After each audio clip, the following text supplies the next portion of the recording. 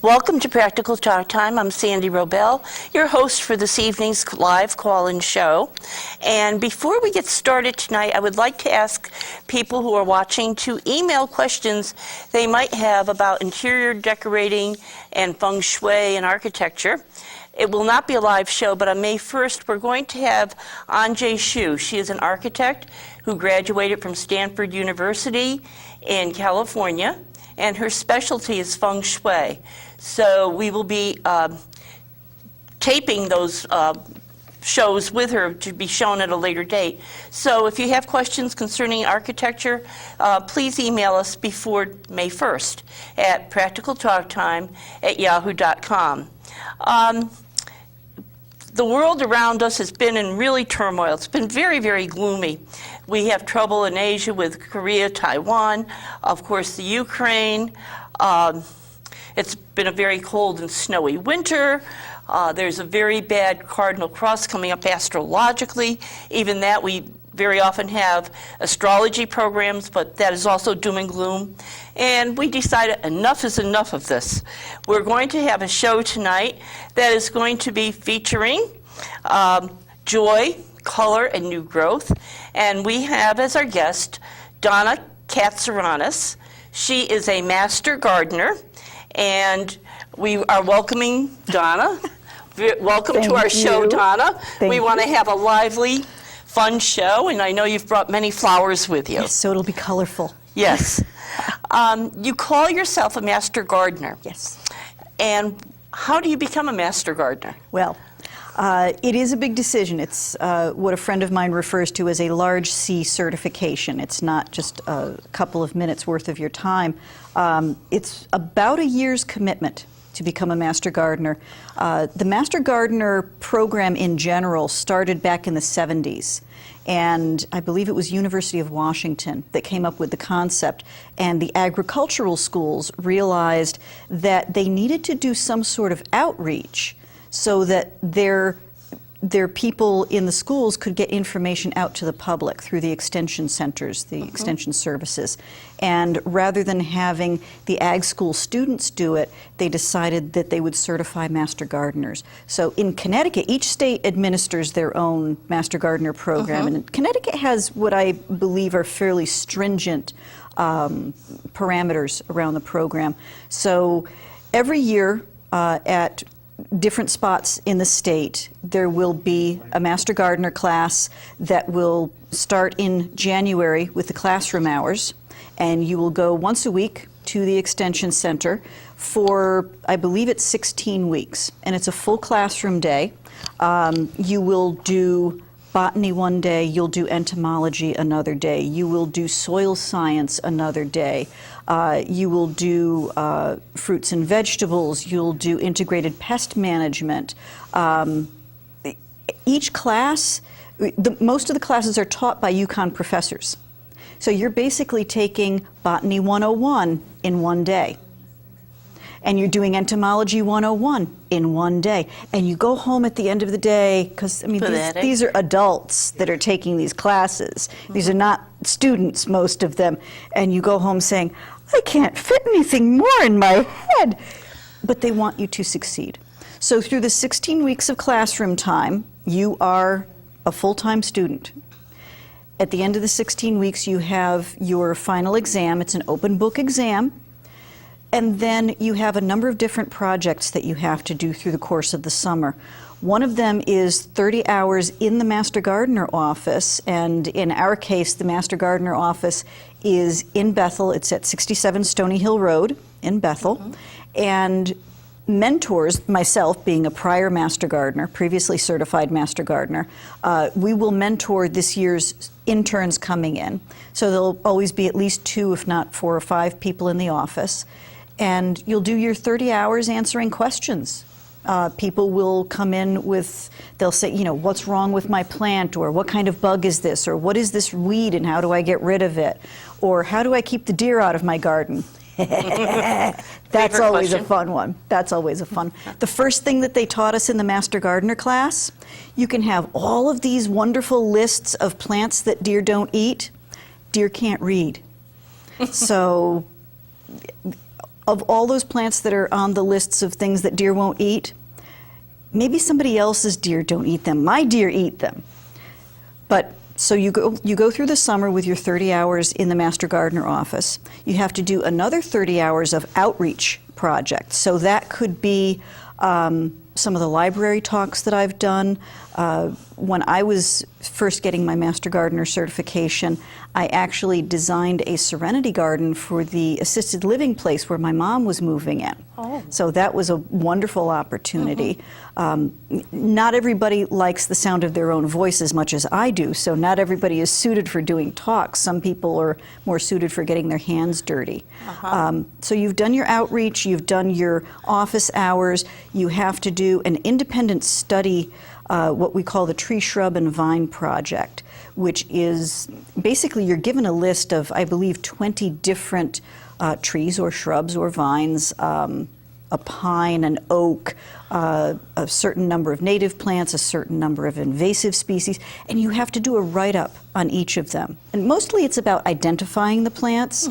So you're starting to grow the eyes of someone who's going to be able to identify these certain plants and know that for maple, ash, dogwood, horse chestnut, and certain others, the leaves are going to be opposite each other rather than alternating along the stem.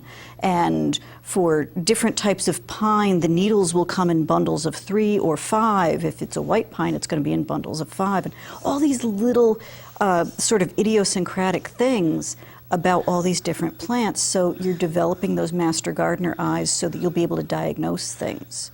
And then through the course of the summer, you go to at least one diagnostic clinic, which is to say it's a practice for your final exam, because you have your final practicum at the end of the summer. Besides the written exam. Besides the written exam, after you've done all of those office hours and everything and looked at all of those samples and all of those bugs and all of those rotten tomatoes and, you know, why is this tomato rotten? Well, this one has blossom end rot and that one has been bitten by this kind of a bug. And there's so many different reasons why things happen.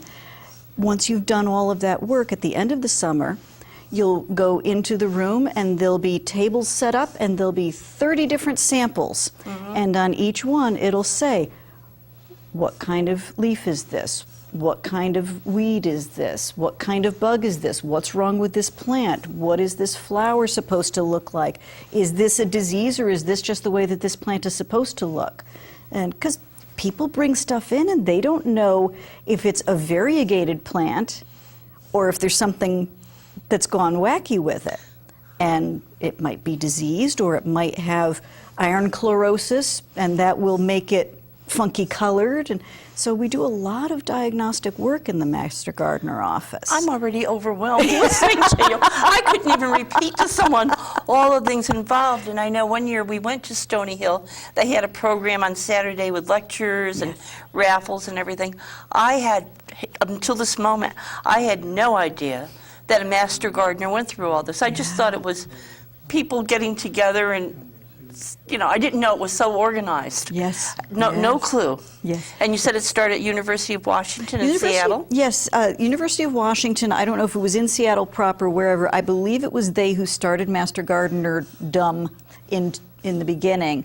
And then each state administers their own show. So And what ours, year was that, do you know? Oh, it was in the 70s. I was there in 1972. Well, there you in go. the summer. There I you did go. graduate work just for 6 weeks there, but I think on the phone I spoke to you Yes. about the weekend trips and the beautiful wildflowers coming up through the snow, which I guess we could have here today. Yes, yes, this And, morning. But I had no, I had no clue it started there. Now it's UConn is the one in charge of it here. Do all 50 states have a? They don't. don't. Not all states do. Most do. But for instance, in New York State, the Master Gardener program is administered by Cornell. They're Yes. known for that. Yes, yes, exactly. In fact, one of the things that I've learned through doing the Master Gardener work, whenever you're doing any Google work, you know, trying to figure out for yourself what the story is with something, one of the best resources, people will go to Wikipedia. Wikipedia is fine, don't get me wrong. Go to a university extension site. go to Cornell, go to University of Illinois. They're a great one. UConn, of course, is wonderful. If you can go to a site that is done by the university, then you know that that's going to be good information. I think that Cornell really did start out as an agricultural school. They did, yeah. Because as did UConn. the students who go to Cornell, if they're in the agricultural, they have the same professors, same buildings or whatever, but there's a huge difference in the tuition. Ah, Because one is like a interesting. state school and the other Yes. is University of Cornell, but I don't know that much about it, but I do know that there's something to that. Yeah. There's a lot involved with it. And of course, to maintain your Master Gardener certification, you have to do a certain number of outreach hours and a certain number of classroom hours as well. Now, the Advanced Master Gardener certification, which I'm level, I guess you could say level 3. I have my gold bar for my advanced. That's yet more outreach hours, yet more of the classroom work. But the classroom hours for the advanced program are different. I mean, you can still take trees and botany and different things like that, but they're a little looser with the parameters. So we've done some on coastal waterways. We've done some on spring streams and seasonal waterways. We've done some on flower arranging. We've done some on planting gardens to attract wild birds. And something that people should know is that a lot of the advanced Master Gardener classes are open to the public. So, you know, if people in general want to look into learning how to garden for wild birds, I mean, for starters, you can call the Master Gardener office, and we'll be glad to send out information. That's what we do. Or you can look on the UConn site and find out about the classes that are coming up. And just, I think the tuition for them is usually $60 to $80, somewhere in that ballpark. And, you know, go for 2 or 3 hours. Usually it's at the Bethel Extension or one of the extension centers around the state. Bartlett Arboretum down in Stamford is sort of an annex, if you will, of the Master Gardener program. We've got an office there as well, and they do diagnostic. So I'm so glad we're doing this program. I had no clue, and I thought it was just like more of a club. Right. Like a Master- garden club. Yeah, but nope, not so much. Much more advanced and specific. One of the things that I think I told you when we were on the phone the other day, when I first took the Master Gardener program, we did our outreach fair that you were actually referring to, the garden fair that we do every year, which will be July 13th this year at the Extension Center go on Stony again. Hill. Definitely do. All sorts of booths and diagnostics, and I'm going to do a native plant walk and talk. But one of the things that I learned the very first year from a wonderful woman named Cindy Hunt Stoll, who is a true wildflower expert. I hope someday to be as brilliant as she is. Cindy told me, she said, Donna, when I first took the Master Gardener program, I knew that I really only knew about 10% of what there was to know about gardening. By the time I got done with the program, I was down to about 1%. Because the more you learn in this program, just the soil science, I was stunned to realize that there are people who, that's what they do. They're soil scientists. It just amazes me, all the stuff that goes on in a handful of dirt. If you have a handful of good garden soil, the number of microbes in a handful of just garden soil, it's more than all the people on the earth. Oh my goodness. It's something that people don't realize. Soil just teems with life. And one of the talks that I do at libraries and so forth is a composting talk. And, you know, trying to talk to folks about just how important it is, for starters, to keep stuff out of the dump. We throw so much good stuff into the dump. Yes, I have a little plastic container Good. outside. That's every It little hasn't bit turned helps. into much soil. I'm sure I don't do it right because I just put stuff in there and that's it. We'll talk. We'll talk. I have a chuck it in the corner of the yard compost pile. Because you know what? God's been composting stuff for a lot longer than people have been trying to compost stuff. It decays just fine. But when I talk to people about compost, I talk to them about soil in general, because it's a larger subject. And if you have that same handful of good garden soil, one of the things that people don't realize, you have ballpark about 15% of that handful of garden soil is organic matter in some stage of decay. About 35% of it is minerals.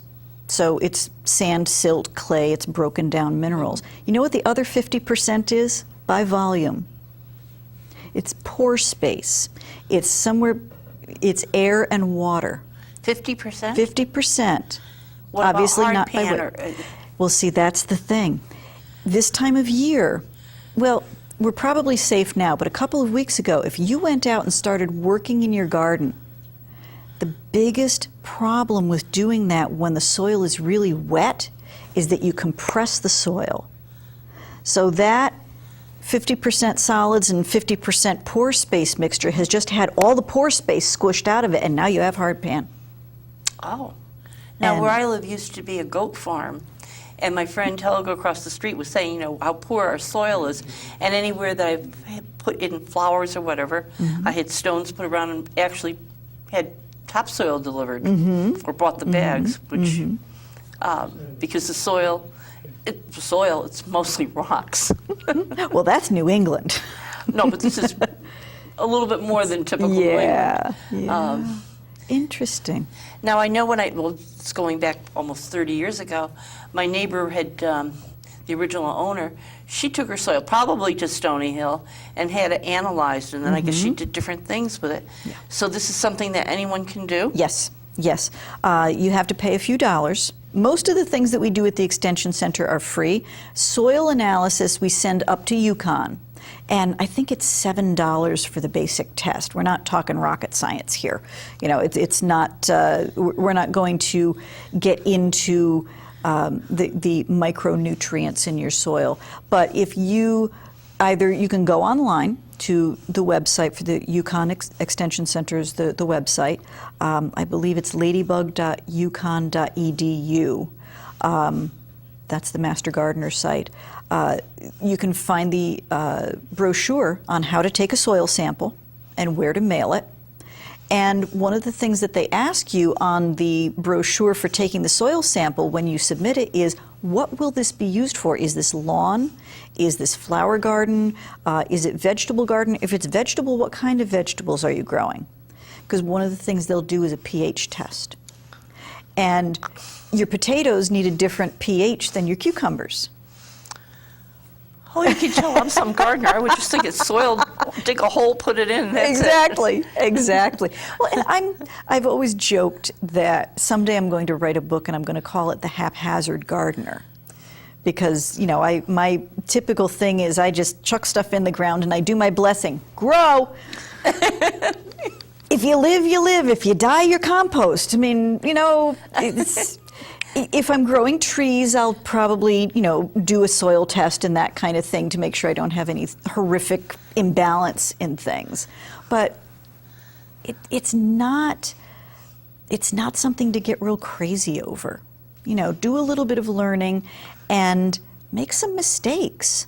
Oh, that's easy to do. Yeah, exactly, exactly. I mean, that's how I've learned things. You were always interested in gardening, I would think. Always, always. Because I can sense this great love that you just comes through. Absolutely. I always say I have dirt in my blood.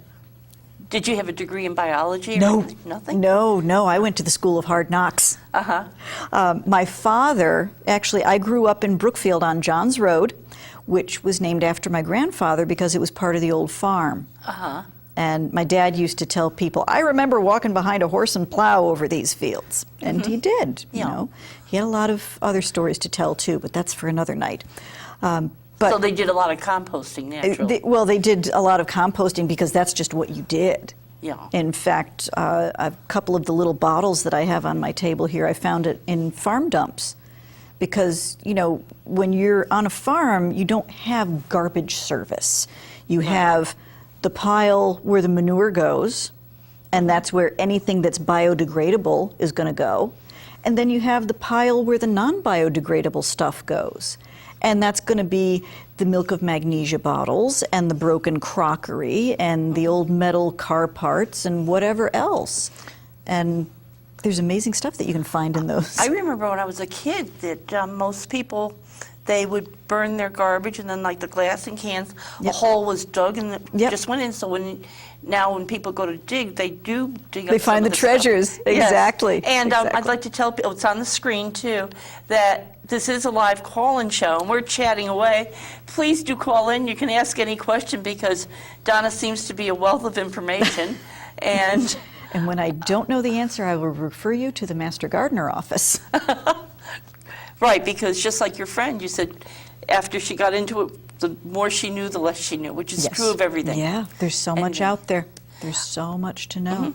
Would you like to start showing some of your samples that you brought in? Sure. I know you went to the trouble of bringing many varieties of plants and flowers. The first thing that I could show you, if it works, is over here I have a weeping cherry. People think that the only woody plants that you can force into bloom are forsythia, which we will get to, but pretty much any of your spring flowering trees and shrubs, you can force them into bloom a little bit early. Each of them needs a certain amount of cool time. So, for instance, the weeping cherry, I tried once to cut some branches in, gosh, I think it was February, and she hadn't had enough time to cool, so she didn't bloom for me. But these branches I picked actually a week ago, and you can see that some of them are starting to open up their blossoms here. So this will be a massive pink in time for Easter, so that'll make my mom happy. And let's see, there's other things that you can force into bloom. I'm trying to think. You can use basically anything that is a fruit tree, so an apple tree or a peach tree, you could force those into bloom. My suggestion would be to look, actually Taunton Press, Fine Gardening, has got a really good website that you can use for a lot of different references, and I know that they did an article a few years ago that was about there's the cherries. They did an article a few years ago that had the number of weeks of cool time that various plants would need in order to get them to bloom. So technically you can force lilacs into bloom. I haven't tried lilacs yet. But the forsythia, they really only need maybe 4 weeks of bloom time. So if you're really desperate in January, you can probably force some forsythia, bring some forsythia into the house. So these guys I actually just picked this morning, and they're just now starting to pop a little bit. So they'll certainly be all set to go. I decided to scale down a little bit. I didn't think that two the size of the cherry. This is just ornamental. The weeping cherry is just strictly ornamental. Yeah, but if you have a cherry tree that you grow for the cherries, if you want to do any pruning of it, then you can certainly force those blossoms as well. Right. Do you want to talk about the way the pattern of the blooms here? Well, the forsythia is kind of a... They say there's a call. Oh, wonderful. Oh. Welcome to Practical Talk Time. Would you like to speak with Donna? Yes, please. Okay. Good evening. Hello. Hi, Donna. This is Tim. Hey, Tim. Hey, how are you? Good. Show so far. So far, so good, right? Yes. What can we do for you? My lilac bush. Did the snow and the cold last night ruin the new buds? No, not at all.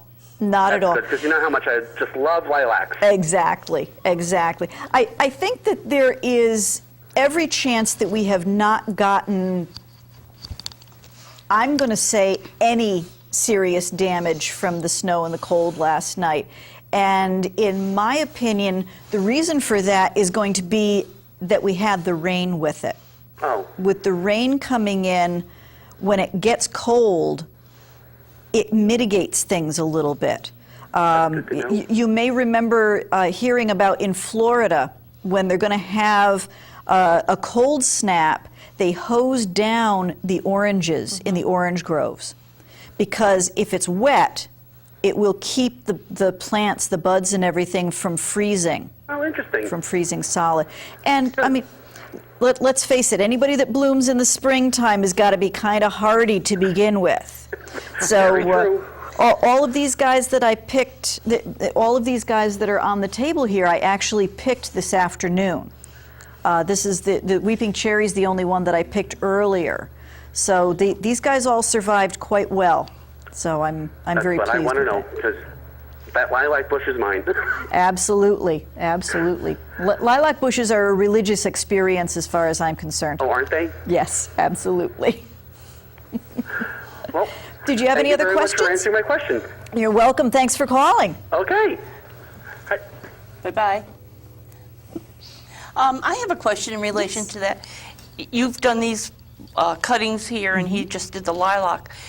If they're left in water, will they develop roots that you could plant and start a new plant or not? Let's put it this way. It depends. I think. Yeah, forsythia, I have a friend who wanted a forsythia hedge, and he was about to head off to the nursery, and I said, whoa, whoa, whoa, whoa, whoa. And I brought him over to my house, and I said, see all those forsythia? Just go at it with your clippers, stick them in the ground. I knew the spot where he wanted his hedge, and it was on the moist side to begin with. I said, honey, you won't even have to water them. And he has a perfectly lovely hedge there, and that's maybe 5 years ago. So yes, forsythia is the kind of plant where if you don't keep after them, if they touch the ground, they'll root. These guys, or lilacs, or other woody plants, not so much. Woody plants in general are not that easy to get to root. There's a few things that you can try. One of them is called layering, which same principle as the forsythia.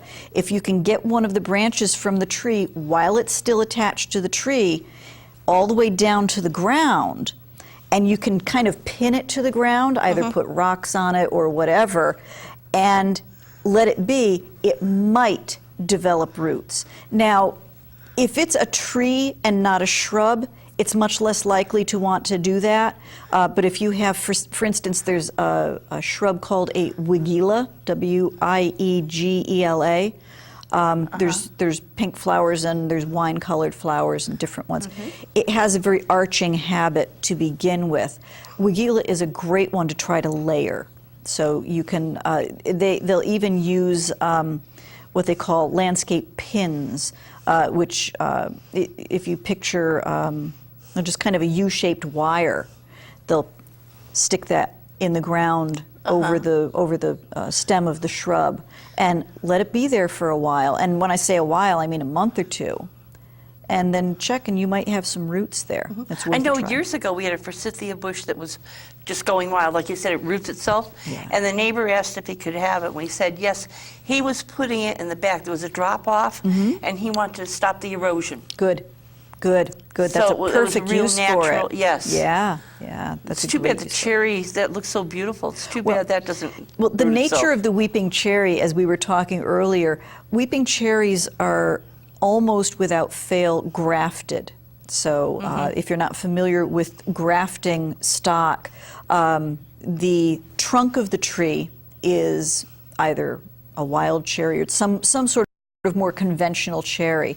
And then they cut the top off of that and they basically glue the weeping cherry onto it. Now, the nature of any plant that is grafted, you've got the trunk, which they refer to as the rootstock. Then you have the ornamental piece, the grafted part. If you have branches that grow up from that trunk, you've got to cut them as soon as you see them.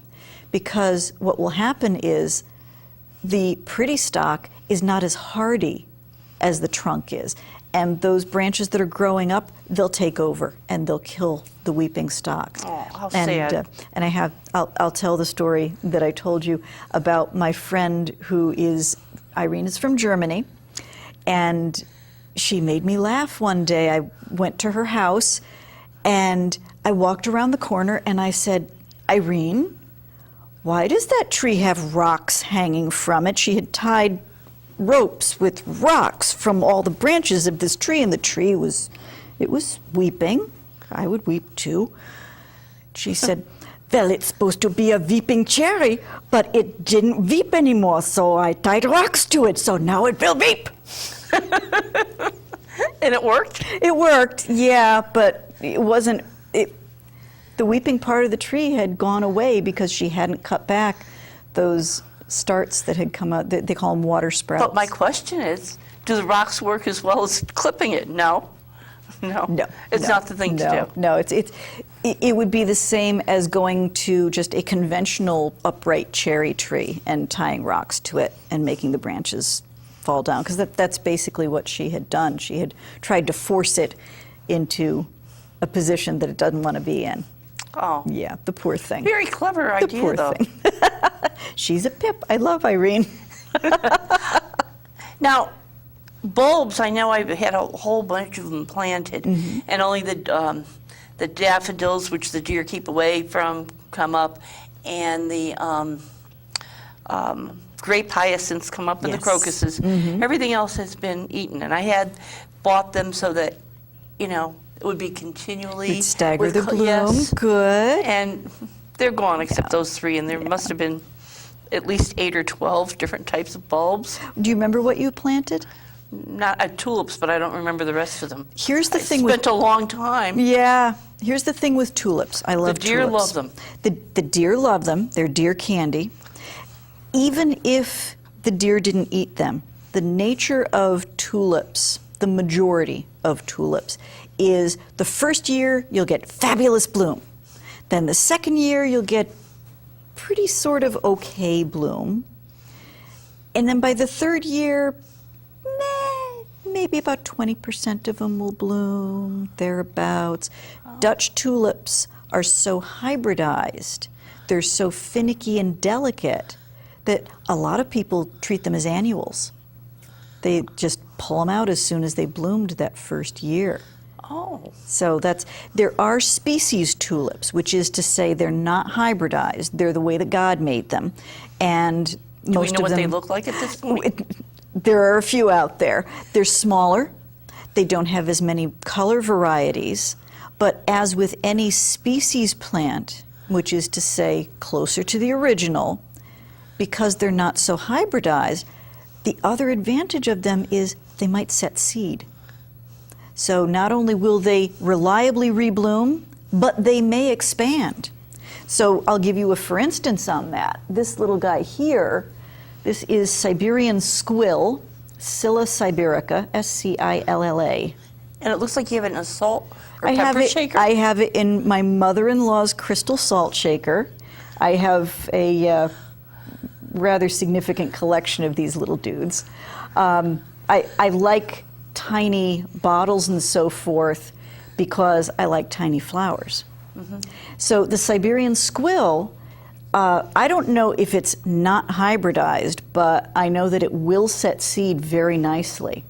And it won't take over like Grant took Richmond, but eventually you'll get a nice drift of these flowers all across the yard. And for me, this particular color is a real harbinger of spring. I love this particular blue. It always draws my eye in the springtime. And some of these little guys have actually got some seeds that are starting to show that they've been fertilized. It almost And looks they're- star-shaped in a Doesn't way. it? Doesn't Yes. it? Yeah, they've got a really nice shape to them. The other one that blooms right around the same time as the squill and can often bloom in the same place is called Chinodoxia. And I think that's Chinonodoxia. I happen to have a white one here, but more typically they will bloom the same blue as the really? squill. And to have them mixed together, again, they will expand as well. They'll make a nice drift, and they'll set some viable seed. And not a lot of bulbs will do that. Not a lot of bulbs set viable seed. I didn't even know that they could. Yeah, A few of them do. Another one that will do that is a species crocus. Now, we've all seen the crocus bulbs and the yellows and the whites and the purples, and they're gorgeous. Yeah, purple's what I have, yeah. Yes. And, I mean, the flowers are, I mean, some of them are almost as big as my hand. They're good-sized flowers. But the species crocus, Crocus thomasiniana, I think is the genus species. The species crocus is a little bit smaller, I would say almost half the size. A paler purple, so think more of a little bit lighter than a lilac kind of purple. And they naturalize beautifully. I've got them all through my lawn, and they'll come right up through the snow. The crocus. The crocus. In Yes, fact, yeah. mine are all gone at this point. They're so early. They're just wonderful. I have, they love were them. called, it's a type of rhododendron. It's a TJ or Yep, PJM. Yes, the PJM. And I've never seen them closed as they were because we had such a very cold With the winter. cold, yes. And I was worried that maybe they were done. They look like they're coming too, but it's almost like maybe they sensed we would have the snow. Normally they would have been blooming about now. They haven't bloomed yet. Okay, they knew better. They knew better. Well, it's been such a cold winter. It was kind of a rough winter for the plants, so a lot of things are a little bit later than usual. Right, and the mistake I make is they're getting a little bigger and I need to trim them. And I promised myself that this year I would do it because I don't want to cut them when they're in bloom. Right. And then what happens is I wait too long and I see they've got buds on them. Right. So then I don't want to cut them again. So Yeah. what advice can you give me? The rule of thumb, a good rule of thumb to follow with any blooming woody plant, trees or shrubs, is if it blooms before Memorial Day, you prune after it blooms, because it has set its buds at the end of the previous year. If you prune it in the spring, you won't get any blooms this year. If it blooms after Memorial Day, then it's probably blooming on this year's wood. So you want to prune it in the early spring. That's the general rule of thumb. There's always going to be exceptions to it. So now in these PJs, we have a phone. Oh, good call. Welcome to Practical Talk Time. Would you like to speak with Donna? Sure. Okay. How can I help you? I have a big shrub outside my house, and it is got these little, like, they look like pine cones hanging from it, but it's like got no pine needles on it where those little bags are. I think I might have a problem. What's going on with it? It looks like it's dying. Do you know what kind of shrub it is? Let's start with that. I think it's a juniper. Okay, and it looks like the plant is flagging a little bit, not real happy? Yeah, it was unhappy last year towards the end of the season, and I noticed all these little, like, they look like pine cones hanging off it. They're like made up of like pine needles, and they just hang from the branches. About what size are they? Maybe about 1.5 inches long. I ripped one, I pulled one off and I pulled it open and it had like, it looked like silk in it. Okay. Like webbing. Okay. You probably have something called juniper bagworm. Okay. My suggestion would be to take a sample over to the Master Gardener office on Stony Hill Road. Okay. And they will give you the information on what to do about it. But yeah, that's something that's they can make a big mess. So, Okay, because it's a big shrub. It's like maybe like 20 by 30 feet. I mean, it's huge. Oh wow. Probably multiple plants, but it's only like a little 5-foot section of it. Gotcha. Yeah, I would definitely talk to the Master Gardener office and find out what should be done about it before it takes over the whole thing. Okay, Stony Hill, is that over by Target? It's up past Target. If you keep going up toward the big Y, it's on the same side of the road. Okay, cool. Should I cut a branch off, or should I cut just the little If you can hanging thing off? if you can cut a branch that has one or two of them hanging from it, that would be the ideal. Okay. That way they can get a good idea of the extent of the damage. Okay, I'll do that. Thank you very much. Thanks for calling. You're very, very welcome. Thank you. Bye. Oh, that was a wonderful call. There you go. I never knew there could be such a thing. And you know, it's not easy to do a diagnosis or an ID or anything like that over the phone, especially when people don't know what the plant is to begin with. Because people try to describe something to me, and what they see and what I see and what you see, it's going to be three different things. But if he has an idea that it's probably a juniper, then that's You seem to be, that's a decent place to start. yeah, you seem to be aware of it, though. That, I'm familiar with it. I have a friend who has some junipers with that problem, so is it caused by an insect or? they call it a bagworm because it's a critter. If memory serves, the insect lays eggs on a stem of the plant and then gathers greenery from the proximity of that point on the stem and makes almost a cocoon. Oh, And then when the little dudes hatch, they're inside this safe little cocoon. Now, I don't remember if it's the parent insect making that for the eggs or if it's the worm itself making that for their actual cocoon. But it is somebody who's actually eating the juniper. So it's not a good thing. just a little bug can do all that damage. Oh, honey.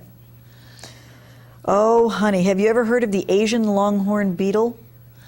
I think Massachusetts had them. Yes, Because Massachusetts did have. I have relatives there, and I went and I couldn't believe all the trees being cut down. Exactly. And my cousin's husband, he has a degree in forestry, and they have a tree business, and he said he didn't think that was going to help either. It's terrifying. Huge amounts of huge trees being cut down. Oh, basically, the town of Worcester had to almost be clear cut. Mm-hmm. The Asian longhorn beetle obviously was introduced from Asia accidentally. It probably came in on like packing material or something like that. And it's a good sized black beetle with white markings, and it has long antennae, thus the longhorn piece. We call it the ALB. And the Asian longhorn beetle's favorite food is maple trees. Think about what that would do to the economy of New England if these suckers got into the maple syrup end of the world. So the one thing that we have that's advantageous in our fight against the ALB is the fact that when they are adult insects, they're not fond of flying. So the insect lays its eggs in a maple tree, and over the course of, if memory serves, about 3 years, these bugs go from their different stages of worm, eating away at the underside of the bark. You don't see it. You look at the canopy of the tree and you say, wow, that doesn't look healthy. And it starts to look worse and worse. And then the insect finally is produced after all of the years as a worm, if you will. When the adult emerges, they need to find a new tree. Good news is they don't like to go very far. I mean, they'll literally look around. That one looks good. Doink. Because of that, if we see trees with the damage of the ALBs, we can cut that tree and cut a certain perimeter around it and safely believe that we have got things under control, that we don't have, that we don't have more eggs that have been laid in trees outside that perimeter. You know, the entomologists have figured out what all the numbers are as far as that goes, but they did find the Asian longhorn beetle in Worcester, Mass. a few years back. That's the area I was in. Yeah, and that's the area because In Hopkinton, it's Mass, in that area. Yeah, and it's not just the maples; it's other hardwoods as well. But I mean, New England is predominantly hardwoods at this point. Right, my yard so- is maples and oak. Exactly. You know, they just grow up. In fact, some I'll have to have Yeah. cut down because they're kind of overtaking the house. Yeah. Yeah. But the other bug Now, that there was we're- a problem, I think, too, when that wood is cut. I think they also didn't want wood being delivered over the state line. Right, right. So what do they do now? They cut down the tree. It wouldn't really be advisable to be selling it as... No, they can't sell it as firewood unless they kiln dry it. The firewood thing right now is more, well, it's about the Asian longhorn beetle, but it's also about the emerald ash borer, which unfortunately he likes to fly. And the emerald ash borer is something where we cannot control him. Because he likes to fly, there's nothing that we can do except monitor where he is. So if you have seen any of those triangular purple things hanging in trees, you'll see them periodically. They're, I don't know, maybe a couple of feet tall, sort of triangular column. Those are traps that we use for monitoring whether the emerald ash borer is around. And you know, some of us remember the Dutch elm disease that took out all the elm trees, the chestnut blight. Well, the emerald ash borer is going to be this generation's version of that, because the ash borer he's here. He's here now. He's been found in, I think, New Haven County. I don't believe he's been close to Danbury per se, but I think there might have been one in Sherman that was found. So Close by. So the ash trees are now in peril. So yeah, don't transport firewood. Certainly don't transport firewood across state lines, but you know, just cut in place or buy kiln-dried firewood, because that's how these guys are moving around faster than necessary. But there's only so much we can do. The concept of invasive species is an enormous subject. Right, even in the lakes. Exactly, Yes. exactly. There's And we travel, we have so much international travel today. Exactly. Even with our fruits and vegetables. Right. It'd be very easy. Absolutely. Probably we're lucky that more doesn't get around. It's true. It's, you know, the world has become smaller and smaller, and with all the traveling that we do and all of the lackadaisical attitude that a lot of people have. There's a lot of folks who look at the invasive species concept and say, well, this is just how things are. This is just evolution. You know, we're just evolving faster. I hear what they're saying. I don't agree with that. You know, oh, well, the local flora and fauna will learn to survive with all of this change. The problem is that the local flora and fauna are in a very delicate balance, and that balance has been established over thousands of years. And then we have these invasive species moving in, be they plants, animals, bugs, whatever they might be. The pythons in Florida. Yeah. I mean, holy smokes. They're moving in so fast and furious that the native flora and fauna, they don't have time to catch up and evolve to be in the same kind of ecosystem with these things. When I do a talk on invasive species, native species, one of the first questions that I'll ask is, who here has seen in the wild a lady slipper? Now, if you're not familiar with a lady I used to slipper, see them in New Hampshire. there you Years go. I haven't seen them. Yes, yes. It's a wonderful native wildflower. There's a few different types of lady slippers, but I would say in Connecticut we probably have 3 or 4 that are native. I haven't seen one in 15 years in the wild. And one of the reasons for that is because with all the invasive species that have come into our woods, certain plants like the lady slipper need a very delicate balance of situations in order to grow. And that delicate balance has been tilted way out of course because of the barberries, the winged euonymus, the winged euonymus being the burning bush, that ubiquitous plant that all the parking lots in the world are landscaped with. Oh. And they're beautiful. I mean, most invasive species, plant-wise, most of them were introduced as ornamentals. So I'm not going to tell you they're not beautiful, but they don't belong in every square inch of woods. And because they're in our gardens, and because they set seed like crazy, and because birds eat the seed and they pass through the birds and birds do what birds do, off in the woods, within the next, I would say within the next week or two, you'll look off into the woods and you'll see from about 8 or 10 feet down, there'll be a fine mist of green. And that'll be your winged euonymus and your barberries starting to leaf out. They're leafing out before all the native plants. They're crowding out the native plants. So the native plants aren't getting the nutrients as quickly as the invasives are.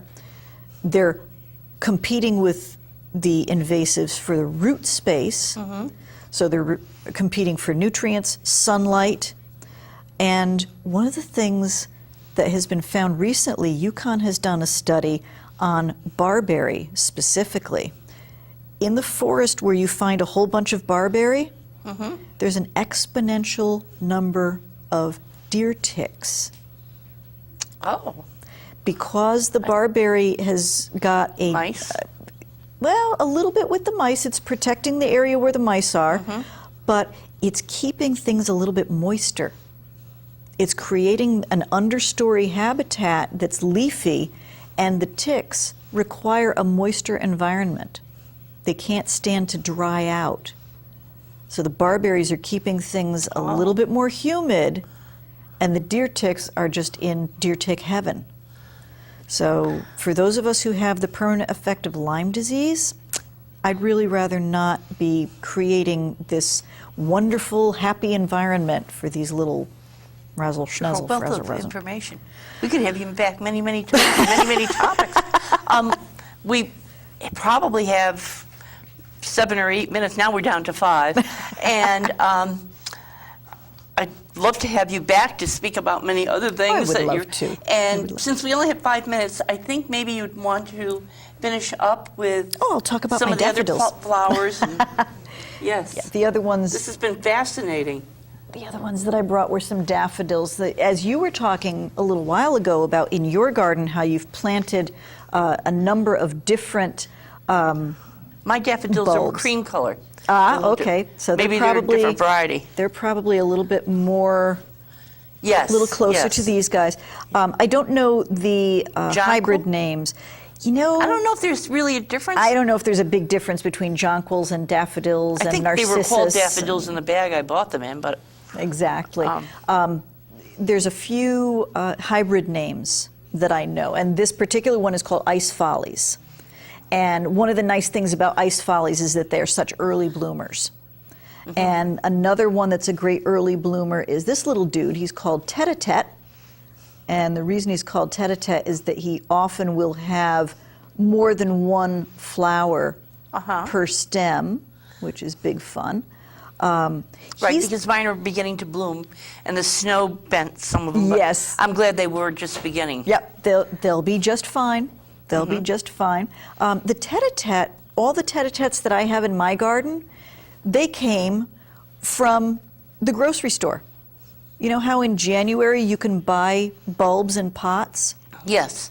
Well, you can save those bulbs and plant them in the garden. And Oh. next year you'll get more flowers from them. And of course, the daffodils, as you pointed out, the deer won't eat them, the critters won't eat them. Daffodils are actually toxic, so don't you eat them. And if you ever want to make a mixed bouquet with daffodils and some other flowers, what you want to do is cut the daffodils first, let them set in water for a while so that most of the toxin will leach out. Because not only do they kill off critters that eat them, Other plants don't like them either. Oh, I didn't know that. Yeah, yeah. If you do a mixed bouquet with tulips and daffs, the tulips are not going to be very happy with you. Oh, and I had the tulips right next to it. Instead of putting them in clumps, I had them in rows drifts. Yes, around. You can plant them next to each other. That's fine. Just Oh, can't okay. have them in bouquets Well, they together. didn't last anyway. Now, I have a question for you. Yes. More recently, when I bought some bulbs, I think 2 years ago, I didn't follow the directions. I bought it and didn't do it. The woman told me if I took baby powder and I put the bulbs into the baby powder before they were planted, it would keep the animals away from them. I had not heard that one. That's interesting. That's very interesting. I don't know. I didn't try. I'm not familiar with that. I know that there are a number of different things that people will suggest that you douse the bulbs in before you plant them to keep the critters away. The only thing that I've heard that is a reliable thing is if you somehow plant them in little cages. Of wire, yes. Yeah, little wire cages. But Which would be a lot of work, and you could cut your it's a lot of fingers. work. Yeah, exactly. Exactly. Now, what about the, we only have about 2 minutes, the ramps that will be out wildly? They're supposed to be good eating. Oh, they are. My neighbor picked some, and I had a little bit. They were delicious. Oh, wonderful. But Wonderful. she's growing up with all this. She's not afraid to pick things in the wild. I think I might poison myself. You definitely want to know what you're doing. Mm-hmm. Definitely do. Yes, one of the ways that I learned about plants in general was making a lot of mistakes, but I didn't eat anything. Now, if there's a ramp and I would dig it out and put it in my yard, would it keep growing or? Probably. Really? Probably. Well, Be worth a try. We're down to 1 minute, and this has been so fascinating. I think I could stay here and talk with you another 3 hours. That would be fun. Yes, and That I would hope be fun. people who are watching really enjoyed it. And I know when you're home watching these things, very often you might want to call, but then you get so interested in what you're saying that you don't want to always interrupt either. So, we'd love to have you back on. Thank you. And we have 30 seconds left. Any advice in 30 seconds? Call the Master Gardener office. They're a wealth of information. I don't remember the phone number, but they're in the Phone book. book. They're in the book. Or Google them. Exactly. Exactly. Well, it has been a delight, and I talked to you the other day on the phone. It was as if I knew you forever. So welcome, and come back soon. Thank you. And thank our listeners out there for watching. We hope you enjoyed the show. And again, just as we have an architect coming on for taping, if you have questions you'd like to have about plants, you can email us at practicaltalktime@yahoo.com. Thank you for watching.